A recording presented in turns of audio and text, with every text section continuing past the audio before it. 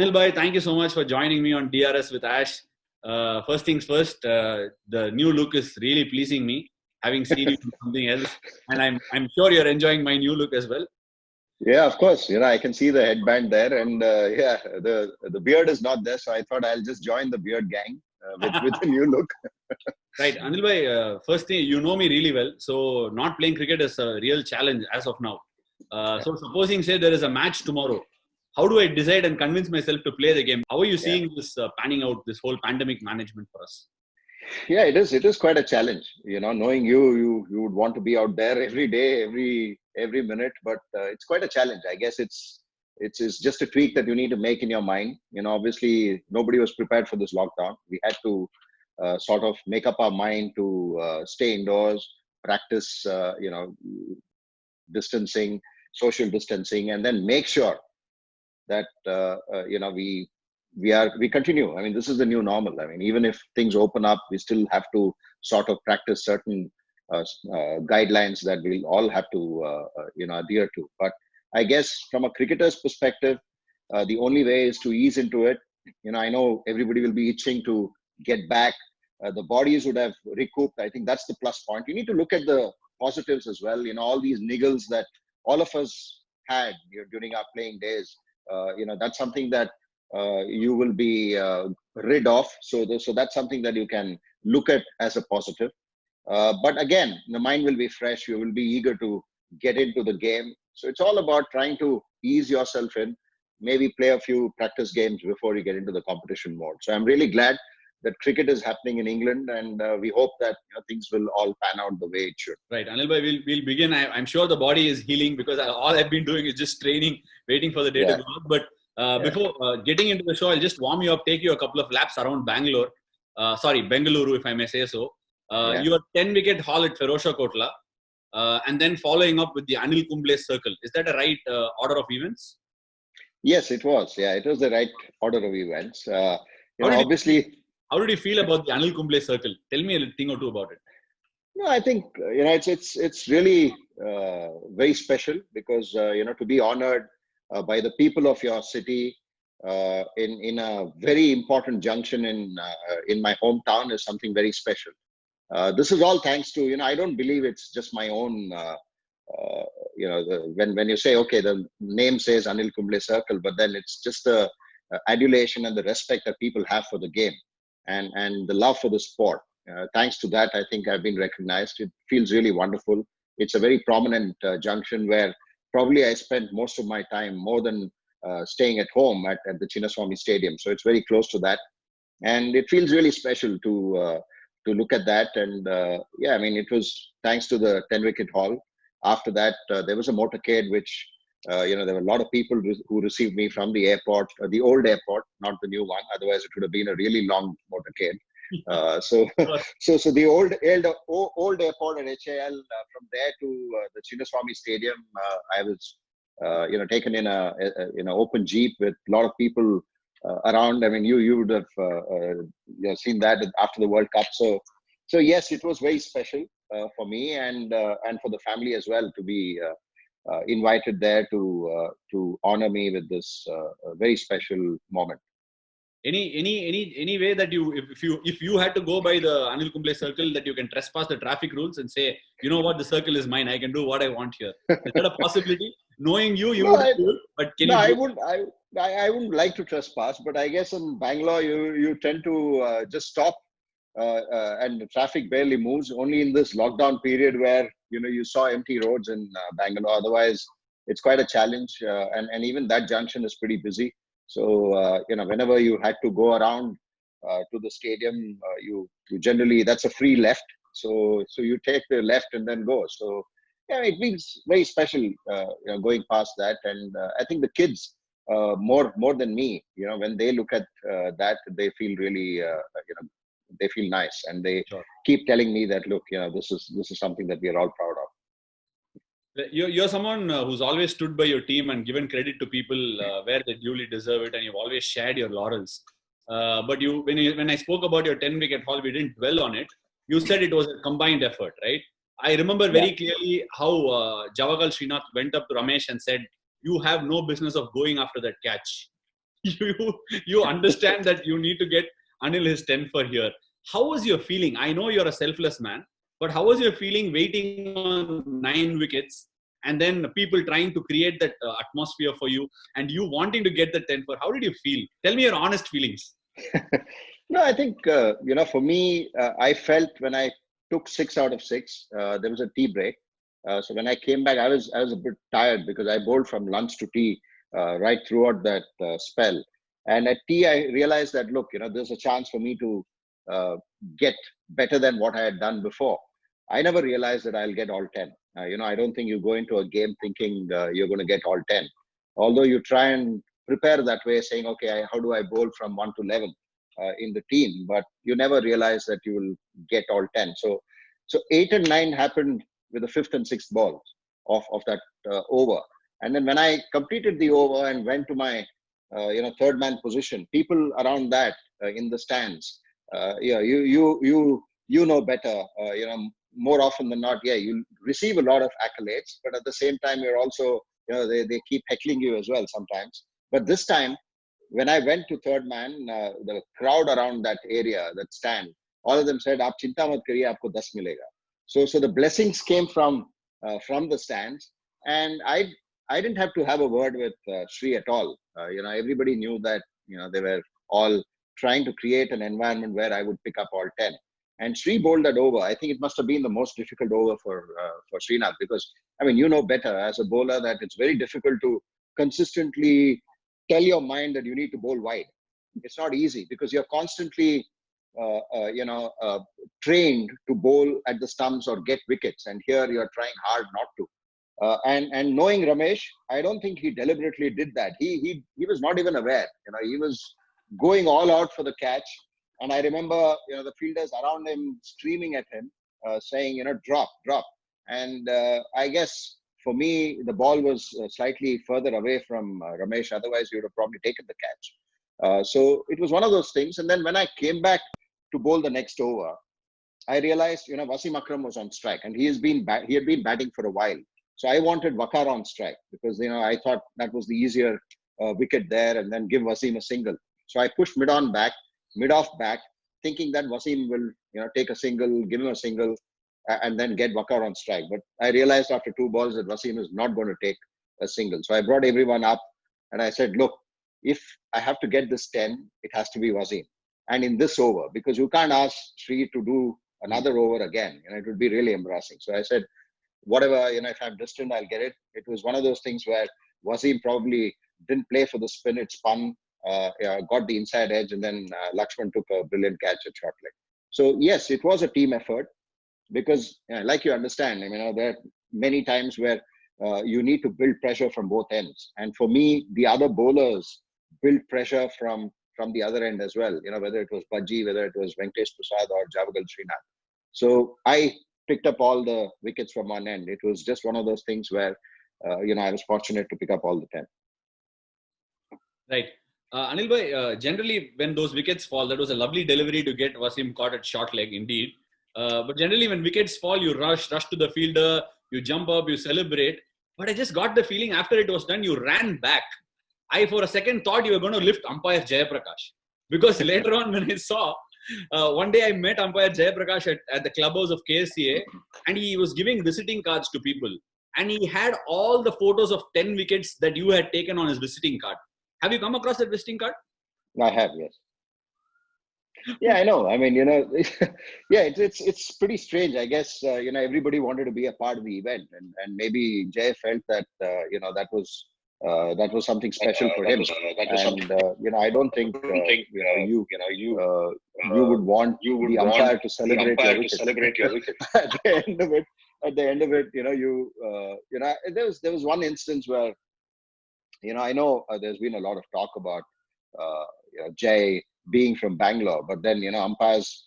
I think it's rubbish when you start attributing wickets to the or bias to the umpire. We are on DRS. Everything was out. It was clean out, even if it went to. So if there was DRS, I would have probably got my 10 earlier. So Sure. That's how I look at it. That's how I look at it because at the end of it, there are times when we get wickets which we believe the bowler is always, thinking that it's out, and the batsman is always thinking it's not out. So it's a very difficult situation to be in. And then, I was fortunate. Like I said, it was probably destiny that was there, and it just I just happened to pick up all 10. But you never ever think. And cricket is such a game. We have seen that over the years that it comes back to you very quickly. 4 days later, we played Pakistan in Calcutta in an Asian Test Championship, where Javagal Srinath picked up 8 in the innings, and I got just 1. So it's not that you pick up 10 and then you go to the next game and then suddenly think that, okay, wickets keep coming. It's not that simple. So yes, it was one of those things where cricket teaches you very quickly that you can't really take things for granted, and you just need to work hard every time you go out there. And then the surface changes. The opposition is the same, but still it was very different for me. Picking up 10 wickets, it's happened, like you said, 6 wickets, twice or thrice. It's happened to me where I said, got 6 out of 6 and said, hey, you know what? I could get 10, and it never happened because I thought about it. You didn't think about it, so it's happened.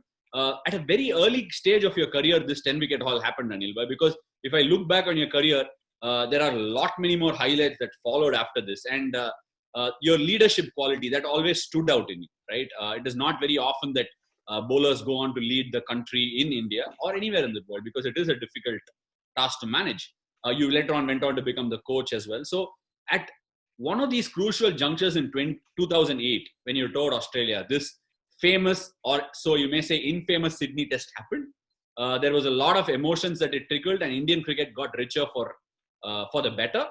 And what were the decision making like in your head when that happened? Because the next test was in Perth. Subcontinental teams, it was like their nightmare to go into Perth, and we bossed that game. How was the mindset? What was your decision making in between those games and during the Sydney Test itself? No, it was quite a challenge, because I think when I finally got the captaincy, I was on. It's a great honor. I felt there was the reason that I probably got the captaincy was because Rahul had done his bit. He had given up. He said, I don't want to be captain of India. Saurav had done a fair bit as captain. Sachin obviously didn't. He had done his bit. He didn't want to be captain. And then MS was too young. He had won the T20 World Cup. And the selectors probably thought, okay, here's the senior most. Let's hand him over the captaincy. And that's how I got the captaincy. I knew that I didn't have too much of time to be a part of the team as captain, because my body was telling me that, look, I can't go on forever. And I was 37 when I got the captaincy. And this Australian tour, when we traveled the previous time in 2004, we believed that we could go out there and win the series. We came very close to winning the series. We drew the series. It was a fantastic series, which unfortunately we couldn't finish things off in Sydney. Otherwise, we would have won the series in 2004. But in 2007, when we traveled there were quite a few injury to the senior players, and we had to carry that forward as well into the series. So Melbourne, we lost badly. We didn't have any preparation time at all. The practice game got washed out. And then come Sydney, we were in a winning position. We had got Australia to on the back in the first innings. We bowled really well, and then a couple of decisions went against us. They came back into the game. Then we did really well. And I thought, as a captain, I thought the best result coming out of Sydney could have been a drawn effort after all of that had happened. But unfortunately, we lost with 5 minutes to go. Nobody expects a Michael Clark to come and pick up 3 wickets in the final stages and win the game for Australia. So after all of that, as a captain, you're generally tuned to take decisions on the field. Here, I was faced with something which was off the field, to take a decision in the larger interest of the game. And one of our players was obviously, banned for 3 matches because of a racist remark. That was what the pronouncement was, and we appealed. We appealed to that, and I believe that our player was wronged, and we had to obviously be together as a team. But the challenge was that there was a lot of talk about the team wanting to come back at that point in time, and leave the tour and come back. Yes, there was a probably they would have, if that had happened, maybe people would have accepted that, Indian team was wrong and that's why they came back. But I think as a captain or as a team, we had gone there to win the series. Unfortunately, with the first two results not going our way, the best result could have been a drawn series because two more test matches remain. And I just wanted to rally around the team. I was fortunate enough to have senior players, former captains in the team, and all of them, we got around as a unit. We addressed in a room where just the team was there, and then we sort of took a decision to continue and make sure that we go on and win the next couple of matches, because that would be the best message that we can give back our fans. Because whenever an Indian team travels abroad, the fans expect the team to do really well and win the series. And I certainly believe that we had the ability to do that. And I'm glad that you guys did it, last year with beating Australia in Australia, because that's something that, Indian teams prior to you guys, we haven't had a chance to do that. So at that moment, when we went to Perth, yes, Perth is sort of home to Australia. They steamroll teams, especially from the subcontinent. No team has gone to Perth and won against Australia. But the decision was, we were very clear. I think you need to have clarity of thought when you're encountered with such situations. And I had extreme clarity that no matter what, if I win the toss, I'm going to bat first, because that's the best way of winning the test match. The only thought to me was, how can I win this test match? What's the best way of putting pressure? In fact, when I went out to toss, just a few minutes before the toss, I mean, you know that there are a lot of former cricketers as commentators, as experts hanging around near the pitch. And some of the Aussie guys, said, so Matt, you're fielding first. It's a field first pitch. So I said, okay, that's a way of you thinking, but I'm going to bat first no matter what. So we batted first. We scored. I mean, Rahul batted really well, and Irfan had a great game in that test match. Of course, the bowlers bowled exceptionally well. RP Singh bowled brilliantly, and then Viru got those couple of breakthroughs in the second innings.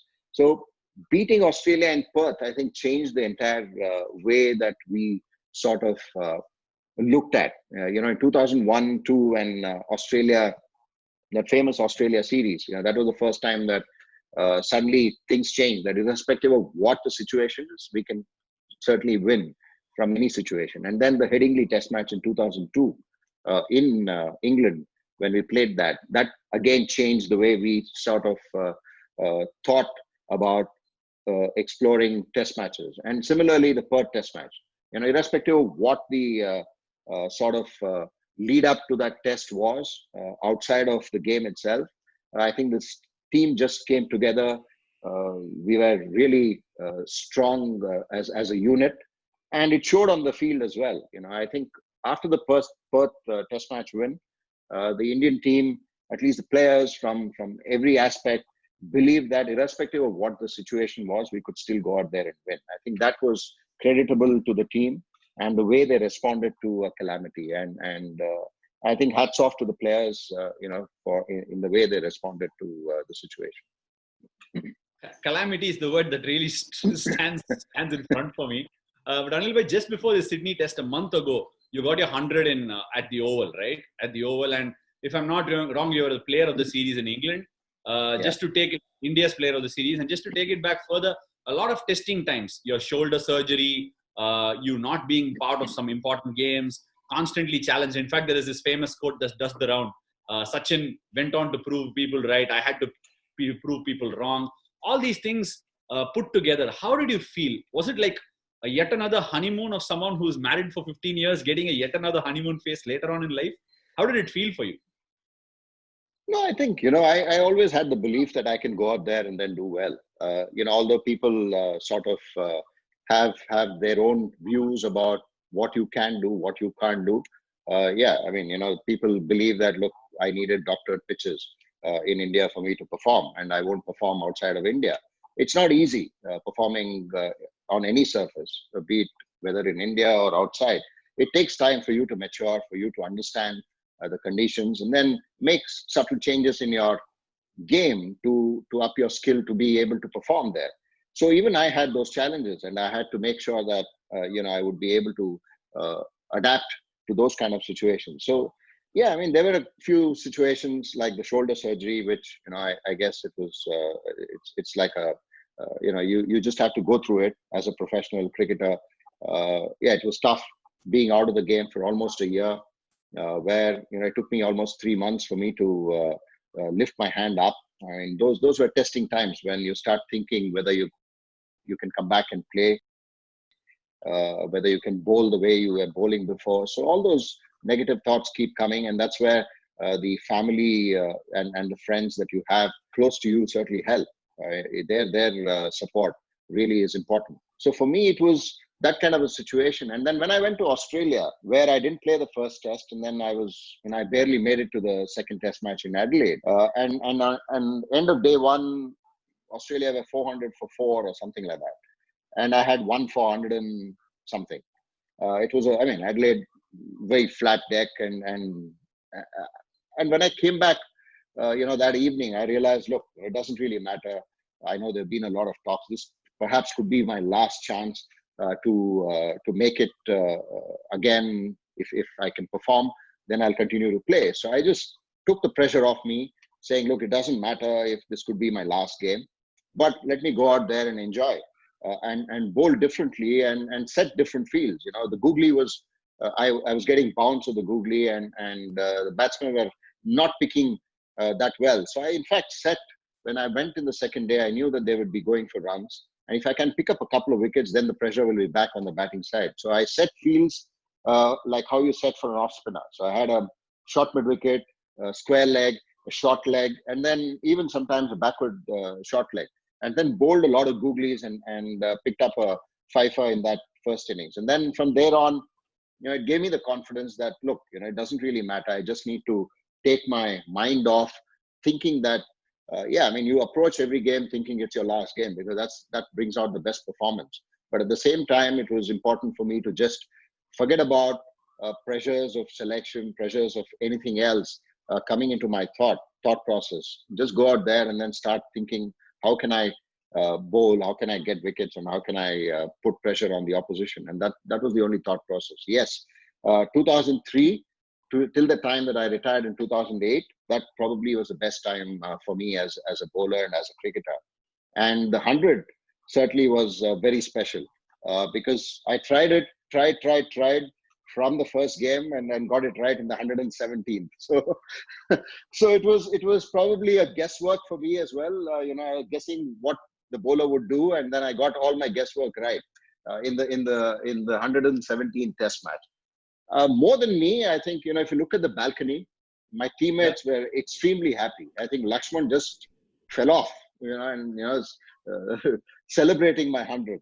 And believe it or not, I was so you inside edged it underneath the keeper's legs. I know. I had to make sure. No, I knew that. I had the last man standing there. Srishant was the last man there, and we had put together I had scored almost 30 runs with him, and I knew that. Look, they had taken I think third or fourth new ball. I don't remember.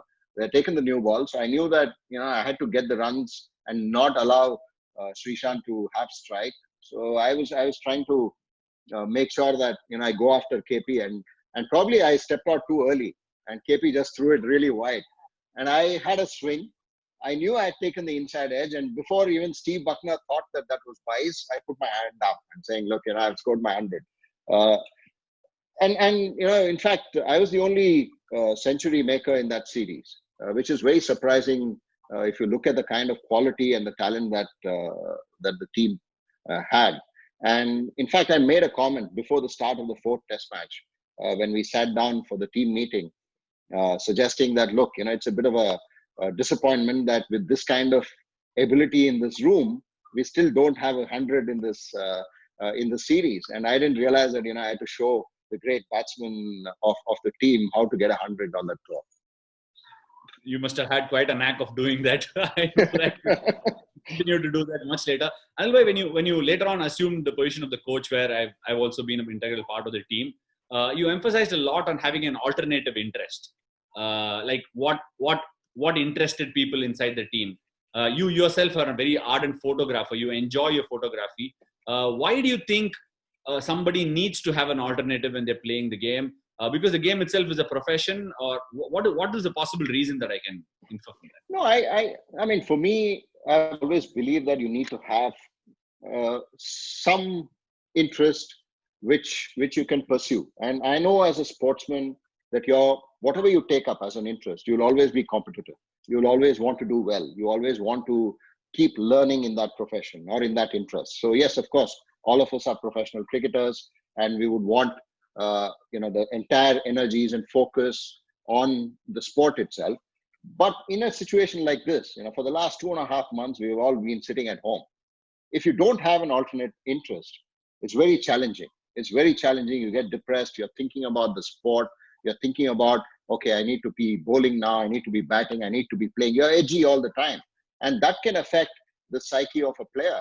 And for me, in the last 2.5 months, I've seriously not thought about cricket at all. Although, I'm still involved with Kings 11 and I'm still involved in the game. Yes, there are times where you are involved and you have to make certain decisions based on the cricket committee or whatever you are involved in. Planning time for starters.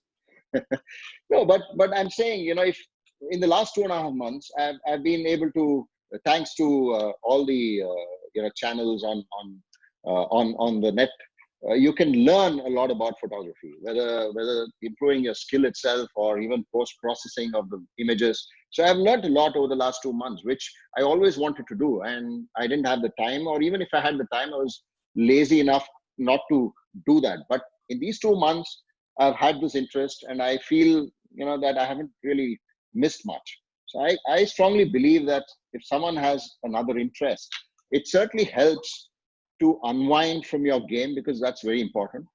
And the other aspect that I strongly believe is that if you have that interest, you'll also meet new people. You'll also meet people with a different perspective, not necessarily involved in the sport, but they can then look at the sport in a different way. And I think as a sportsman, sometimes it's important that you back off from what is happening, because you are always in a bubble. You're constantly coming back from a tour. Whether you've had a good series, you don't have enough time to celebrate. If you've had a bad series, you don't have enough time to, get worried and depressed, and you have to pick up and then start moving ahead.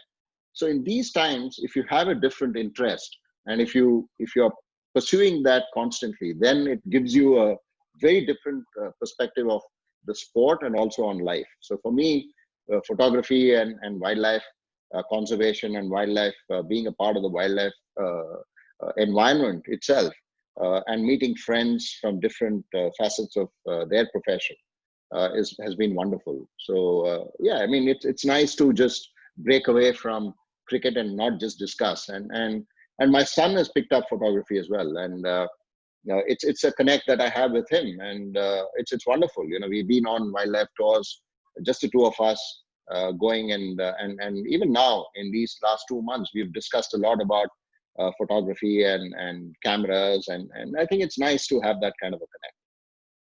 Right, because even though we are on DRS, I gave you a free hit with photography. So the next aspect of your life, you were a thorough gentleman playing the game. A great example for someone like me watching the game and idolizing after. But the role that you assumed a little later, before being the coach, where you were the president of Karnataka cricket, you developed a lot of grounds outside even the perimeter of the city. There's a lot even available today at Alur and all that. What was it like? We know your intention and to be like, the perfect gentleman to do good work for cricket. But what was it like getting in the sand and playing the game? No, I think, we were, both Srinath and I and a few of the others, I mean, whether it was Venkatesh Prasad or Rahul, who was still playing actively at that point in time, Vijay Bharadwaj, a whole group of cricketers, we decided that it was time that we came in. We were not shy from walking into an election mode, seeking votes, meeting members, and in fact, we did all of that. And won an election to get into the administration. And even when we got into the administration, we believed that it was just a 3-year effort.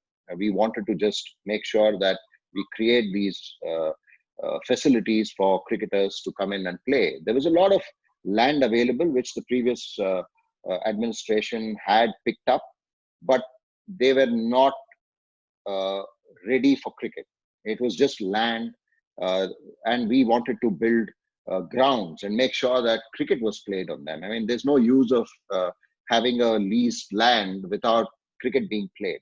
So we believe that all of those need to be converted.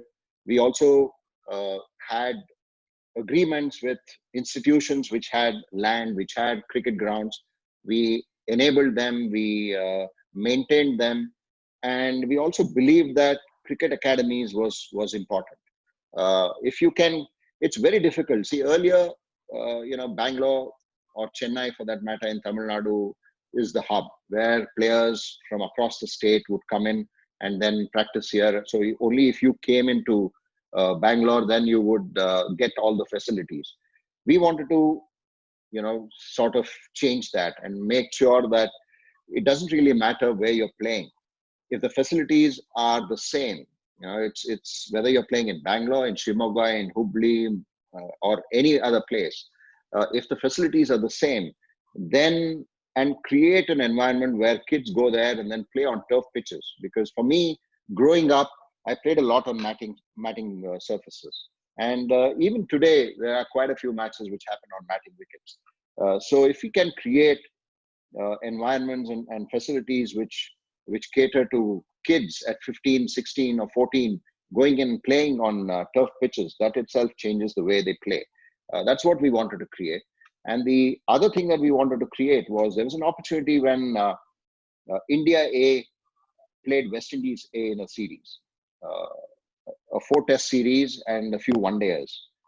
So, when I attended the BCCI meeting, there were not many takers to host this event. But, I put my hand up and said, look, Karnataka wants to host this. And we wanted to do that. The simple reason being, I mean, you are aware, Ash, I mean, we all see a lot of television growing up. But when you see your heroes who you're seeing on television in flesh and blood, it's a big, massive change, and it inspires people to take up the sport. So I believe that and we hosted these matches in places like Hubli, Shimoga, Mysore. We wanted people from that area to go out there and watch their heroes live, because they never had opportunities. And fortunately, in that series, we had Pujara, who continued to bat. I mean, I think he scored 300 in a game in Hubli. I don't remember. As we are speaking, he's batting at home. Yeah, he's still batting. and Zahir Khan was there. Gautam Gambhir was there. Viru was there. Amit Mishra was there, and I don't remember who else. So all these Indian players played for the A side, and there were a few West Indians as well who went on to play for West Indies. So it was a great opportunity for the kids of those areas to come and watch the game and see their heroes. So for us, that was the most important aspect, and we wanted to put some processes in place which remain forever. So I'm glad that we were able to bring in and do a little bit of a course correction, and and that was our job. And we only came in there for 3 years, and I'm really satisfied with what we've been able to achieve. And there have been no regrets. I think what is important when you take up any challenge have you made a difference to that institution or to that job that you have taken when you're leaving? And if the answer is yes, then I think you've done your job. So I think, at least from my point of view and from the committee that we were at that point in time, I think from our point of view, I think we've done a very honest job, and we are very satisfied. So I'm really glad that I was able to come in and do something there. Anil, it's intriguing that whenever you ask a question, you sound like this team player, right? And even when I posted this question, you were about Vijay Bharadwaj, Rahul Dravid, Javagal Srinath, myself, and Venki, and just add a few more names: Sunil Joshi, Dota Ganesh, David Johnson, Vijay Bharadwaj. Now we are talking about a Karnataka team that was at the back end of a lovely campaign early in the 90s and started playing together for India. As many as 9 of the Karnataka players were playing in the Indian team in and out together at that point of time. Which came first, the egg or the chicken? Karnataka won the campaign and they started playing for India. how is your relationship with all of these people? No, I think it's been wonderful. We've had I think the interactions that we have had with the senior group of players in Karnataka and the passing of generations is very, very unique.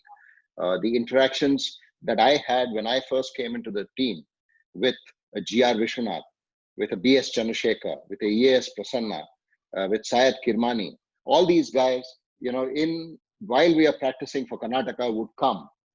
And that Roger Binney was the first captain when I made my debut for Karnataka. So to have all of these senior players with you and learning from them, and you could see that genuinely they wanted to help you, and they would come forward and tell you that, look, this is where I think you need. And those little interactions certainly help. That to me has been the biggest factor for Karnataka during the 90s. And early 2000 to produce so many players coming through from that system, because I think the interactions that we have had with the senior players who represented the country and the junior players was immense. And the learnings from that was that, the 1995 was obviously a biggest thing for me because I was captain of the team and we beat Tamil Nadu in Chennai. That was the first time that we won the Ranji Trophy during our times. No, but winning Ranji Trophy, because for us playing for Karnataka was the first hurdle was to win the trophy, and for all of us it was a great thing to lift the trophy and be a part of a winning side, because it was quite a while that Karnataka had won the Ranji Trophy. I mean, 84 I think was the previous time that we had won the trophy. So 11-year gap, then coming in and playing in Chennai, April. So you can imagine the old Chepauk Stadium in April. We went for a photograph. We went for a photograph before the start of the game, and we had to change everything. The socks too, because it was all wet. And that was the kind of humidity we had at that time. And, I was fortunate we won the toss. So, if you win the toss, I think half the battle is won. So we put up a good score, we won the match. And that to me was the biggest turning point, because from there on, we saw a lot of Karnataka cricketers doing well and coming into the Indian scenario. You just mentioned something saying 11 years since we won the Ranji Trophy. We are waiting on a grand number of 33. I hope we can turn it down. Anil bhai, I think, see, a lot of people you speak a bit of Tamil. So நான் கொஞ்சம் Tamil try பண்ண போறேன். நீங்க தமிழ்ல என்டையரா பேசலனாலும் பரவாயில்ல, தங்கிலீஷ்ல பேசுங்க. ஓகேயா? இந்த memory is something that is very, very native to Chennai people. 1997 Titan Cup final, correct? Where Titan Cup game. No, not final. Bangalore. No, not. Your mother and grandmother came for that grand partnership between you and your friend Javagal Srinath. என்ன அனில் பாய் பேசுனீங்க? நீங்களும் ஜவஹர் ஸ்ரீநாத்தும் ரெண்டு பேரும் போய் ஒருத்தர் பேசிட்டே இருந்தீங்க. என்ன பேசுனீங்க? அண்ட் அந்த ஃபீலிங் பத்தி கொஞ்சம் சொல்லுங்க. அந்த மேட்சை பத்தி உங்களுக்கு என்ன ஞாபகம் இருக்கு? ஒன்னும் பேசல. ஒரே ஒரு வார்த்தை நான் சொன்னேன், ஸ்ரீ கிட்ட ரன் அவுட் ஆகாது. Because the only time that Sri and we play, or anybody plays with Srinath, the challenge is run out. So I said, look, let's not get run out here. And I just want to make a clarification. It was my mother and my aunt. So the person sitting next to her is her sister-in-law. So both of them, for some reason, the passes that I had got was not the pavilion. This was at the Bemele in the opposite side. So they went and sat there. And a very dear friend of mine, Rashid Mohsin, who also played first-class cricket, he saw my mom. And then when the partnership was happening, I think he informed the cameraman saying, this is Anil's mom. So that's why she was in focus that evening. But, it was something that you always want as a player. When you believe, whether you're batting 8, 9, 10, 11, you always want to be there till the end and then win the game for the country. And that was an opportunity for us, because I certainly believe, because Sri went ahead of me, because we needed some quick runs. And at that time, quick runs was 7 runs and over, Ash. It was not like 12 or 15. Things have changed now. Girls are being mopped up like crazy now. Yeah. So 7 runs was a lot. I mean, you would literally give up if you have 7 runs and over. But things have changed now. Yeah, reverse swing. I mean, you could barely see the ball. It was all brown and mostly brown rather than white. And Australia was a very, very good team. I mean, they had Paul Rifle, Gillespie, McGrath, and it was a fantastic team. So when I walked in, Sachin had got out, and as I was walking in, I was disappointed with my home crowd because I looked around and most of the spectators were going back home, thinking the match is over. So we said, okay, 7 overs to go. Let's play it out. Let's see what happens. And I was only hoping that Australia will not bring on a spinner, because when they bring on a spinner, then Sri suddenly starts thinking 36 runs and over. And I didn't want him to go after the spinner and then get a 6 and then get out, because after that, then the game is over. So we had we played a lot. We understand each other really, really well. And like I said, the only discussion we had was run out. We shouldn't get run out. That was the only thing. And till we played, went up, run, what are they? Just keep hitting. And he was hitting boundaries, so it was easy for me because he kept hitting really good boundaries, and for me it was easy to just knock off for a single and then get to the other end. So I mean, things happen. One of those things that people still remember because it happened only once. If it had happened repeatedly, Ash, I don't think people would have remembered so much. Right, Anil bhai, we've had a lot of chats when you've been a coach, otherwise as well. But this chat somehow feels like Karthik calling Karthik for me. I don't know why, but that's what it reminds me. So one final question before we wind up, Anil bhai. Your connection with the December 26th tsunami in Chennai. It happens to be that you were in Chennai, la? எப்படி இருந்தது அந்த feeling? Destinies child மாதிரி feel பண்ணீங்களா? இல்ல, நான் பார்க்கவே இல்லை அது tsunami. We didn't even know. We had not heard of tsunami at that point in time. So this was December. Where were you staying? No, we stayed at Fisherman's Cove. And it was all a last minute decision. So I called one of my friends at Taj saying, look, can you organize a room? And it was my wife and I and our son, just the three of us. My son was 8 months, 10 months old. And we traveled by air. We didn't want to drive down because it would take 6 hours, and we didn't want, my son to travel that long. So we flew in, stayed at Fish Cove. The hospitality was fantastic. We enjoyed our holiday. And the day tsunami happened, we were leaving. So I was to check out early because we had I think 11:30 flight. So I was to leave at around 9:30 from the hotel, 1 hour from there to the airport, and 10:30 check in and 11:30 leave.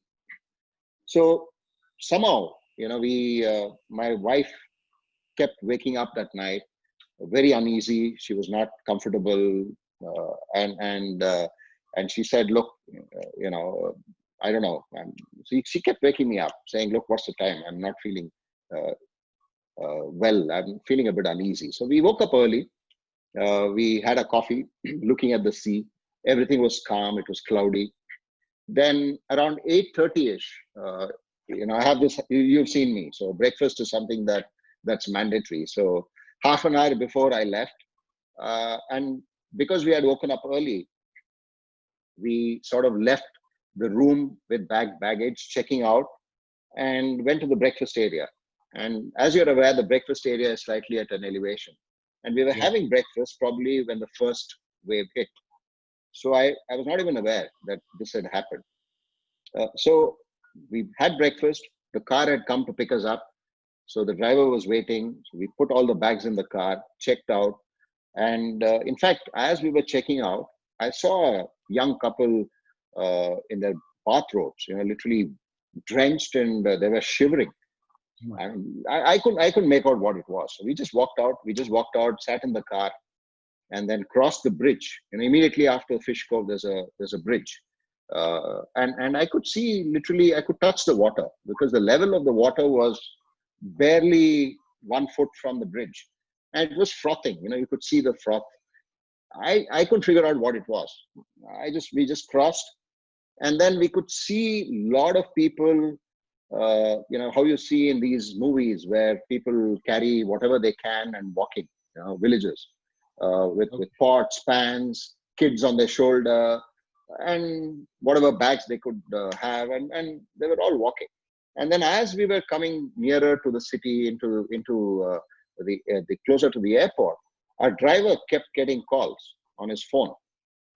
Then we asked him, என்னப்பா இவ்வளவு வாத்தி பேசுற, நீ concentrate on the driving. இல்ல sir, தண்ணி வந்திருக்கு, மரீனால தண்ணி வந்திருக்கு.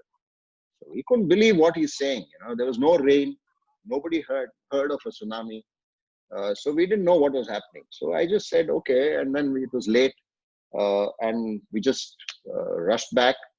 And when I came back to Bangalore and then switched on the television, that's when I realized that a tsunami had happened. So we were totally unaware as to what had happened.